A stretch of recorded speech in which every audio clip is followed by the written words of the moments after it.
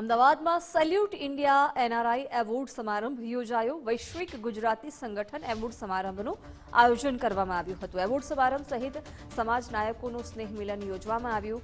જાપાનના માનદ કોન્સ્યુલેટ મુકેશ પટેલ મુખ્ય મહેમાન હતા.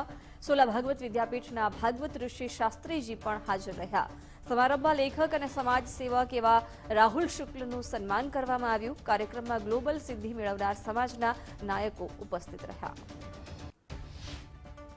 મુખ્ય આકર્ષણ હતું અહીં આવવાનું કે ગ્લોબલ ગુજરાતી ફેડરેશન દ્વારા દરિયા પાર વસતા ગુજરાતીઓ એમણે જે કાંઈ સિદ્ધિઓ મેળવી છે એનું અભિવાદન કરવા માટેનો એક આખો આ સંગઠનનો ઉદ્દેશ છે. 2 કરોડ જેટલા આપણા એનઆરઆઈસ છે, પણ એ 2 કરોડ એનઆરઆઈસમાં લગભગ 35થી 40% ગુજરાતીઓ છે અને એમના માટેનું એક હુલામણું નામ NRG મેં આપેલું છે કે નોન રેઝિડેન્ટ ગુજરાતી.